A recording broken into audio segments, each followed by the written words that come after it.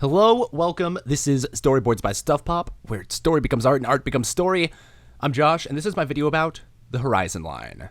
Before we get started, you can find Uptown Undertale and Juniper's Long Day, my two 10-page black and white comics, bundled for 99 cents over at Gumroad. That's gumroad.com/stuffpopcomics. And if you're interested in more comics making process videos, please subscribe. So let me start out with a question. How do you frame a picture? Are you just going to have a bust, shoulders up, portrait view or profile view, over the shoulder view, people talking like a Star Wars dialogue scene, a big wide panning shot like a drone flying overhead, or camera from up on a building, something like that? Are you going to focus on first person point of view for some of these shots and how to frame a panel? Are you going to have a fisheye lens sort of thing where you can just show kind of a whole room, whole streetscape? Distort things to your panel, to your image? What is the perspective within a frame, within a panel? So today, with those questions in mind, I want to talk about a couple composition tools. Very simple things, the horizon line and the vanishing point, and really how I've used those in a bunch of different panels on different pages to improve composition, and to what effect I've used them to place characters in space, and also where I get some of the inspiration or some of where I'm learning how to do some of this to better effect. I mean, the horizon line and vanishing points, I'm specifically just going to be talking about 1 point perspective, everything converging towards the horizon on a single point. These are very basic, very simple art techniques. They're things you learn in a mandatory grade school art class.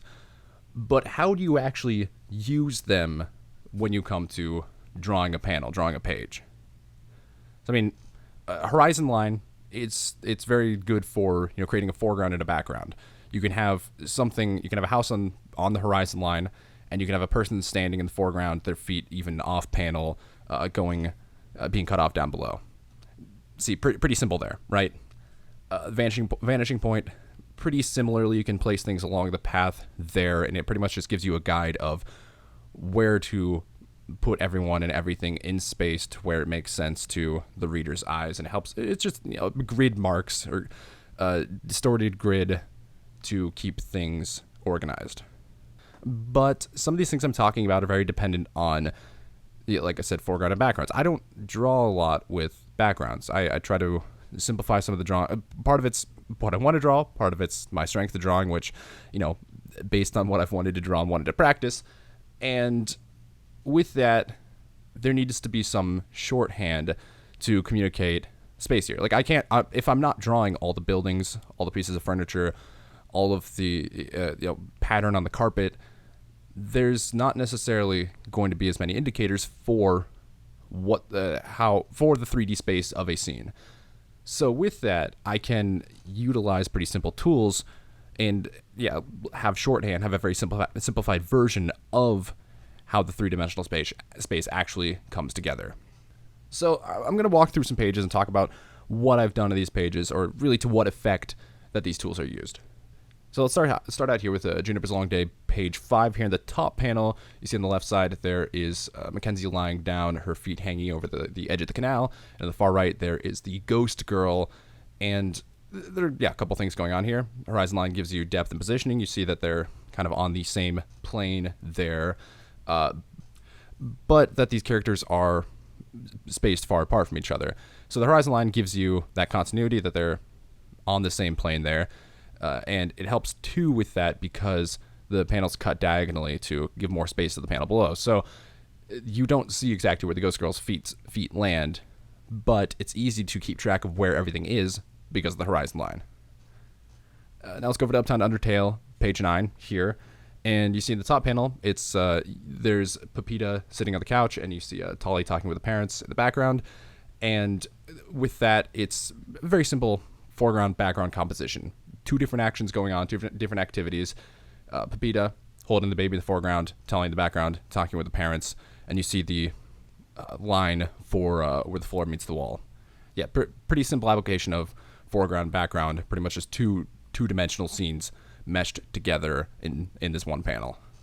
Now let's get to a little bit slightly more complex of scenes with less is more, page 1 here. In the bottom right panel, you see a wider view of the club of people dancing. And on the horizon line, kind of standing pretty much there on plane, are the silhouettes of people dancing. And ultimately, there's a bit more going on here because it's a bit more complex of space. It's not just a foreground background. It's this horizon line bounds the space of the room. So there's all this floor space to work with between here and there. And I could draw a grid on the floor here, but it's not going to, the vanishing point is not going to be on the horizon line. So everything's not going to just converge there and be quite that simple. But it does give me a lot of space to work within. It also bounds that space vertically so that there is a lot of overlap, or it looks more crowded within the scene. Whereas opposed to, say, look at the top left panel there with LES dancing and seeing where we're just looking at the floor from a down shot, looking from above. So there's a smaller space that we're looking at. There's less planes of characters, less two-dimensional planes composite of characters to put in this space, and it ultimately becomes, at least for this panel, less crowded. Now let's hop on next to Less is More, page 4, and here everything converges very obviously to a vanishing point. And the purpose of that is to place a bunch of stuff within this one splash page. So we have in the foreground LES washing her hands and looking over, and the bathroom stall. And then kind of in the middle ground, the two stages of the waiting room and chairs there into the hospital beds in that space. And then the very background, the focal point of this scene, which is the little portal to Hades, portal to the afterlife. And in addition to this, the vanishing point gives us a very clear focal point for the page, for the panel. So it helps focus. So with showing all the stuff in this room, showing such a wide perspective, it gives the reader's eye somewhere to focus on and kind of gives reference or perspective for everything else within this scene. Now let's go over to Less is More, page 9, and here we see LES crouching down, squatting down, reaching out a hand to her mother, and they're sitting on the exact same plane there. We have a perfect flat-on view, and there are a couple things that are going on here, a couple things that I think this composition contributes to. Partially, it helps simplify or focus the reader's attention or experience of reading it, where there's no complexity with the composition, with the perspective. It is just person, exact same plane, exact same view, nothing else going on in the background, and you can read left to right. I think that also helps to pause the time or add some drama to that, where to the scene where with nothing in the background and with this unrealistic perfect flat on view, that it almost pauses time, or it's able to create a more dramatic, more cinematic type experience with this panel. And then Less is More, page 10. Here we have the top row of panels is actually broken up into 3 panels here. We have on the left side the nurse and the computer and LES right there, and on the right side in the background we have the demon nurse calling out the first nurse's name. And but although there are 3 different panels here, the horizon line is continuous between them, and ultimately breaking up the panels, the point is that the space between these characters horizontally, laterally, is wider than the page. So it's a shorthand, or it's a way of cutting the space up there. But because we have the horizon line there that continues between, it gives continuity, or it shows us where it shows us what planes these characters are actually standing on there, and it gives us a nice clear foreground background delineation, and a nice clear left to right reading for taking in this scene within the limited space. So those are the key examples of panels where I have pretty directly applied horizon line and vanishing point type compositions to the panels, and how in different ways that they've been implemented, or different things that they do to help place everything in space. Again, it's all very simple technique and very simple foreground, background, continuity of perspective in space sorts of things, but it's not something that came immediately intuitively to me. And I want to talk a little bit too about where I've been learning some of this, what I've where I've been drawing some of this inspiration and getting more insight into into composition of panels that works and that works for my type of storytelling. I think, and that I can utilize new tools that I can utilize in new ways. And ultimately, it all comes back to Love and Rockets. We got the Jaime Hernandez stories with the Locust stories, and I throw up on the screen a bunch of panels and pages from the. So I've been reading the Fantagraphics compiled Locust stories, to Maggie the Mechanic and the Girl from Hoppers, first 2 volumes, and a bunch of panels from those. And you'll see here, it kind of all starts out, I think, with the scene in Zimbodia, where it's Reina Titanon and the Sanjo showing up in Zimbodia and meeting Maggie and Duke and Race and all of them there, where they are all just standing there on a flat line. It's a perfect flat-on perspective. In more, I guess, if you were trying to frame this with a camera, it'd probably be a slight upshot in order to get everyone's feet being on the same plane there. But in a way, it's kind of an unrealistic or non-real life sort of scenario where you can place everyone there, almost like. And a lot of this too, what I'm realizing is that it's a lot like a video game, like a side-scrolling video game, like a Mario.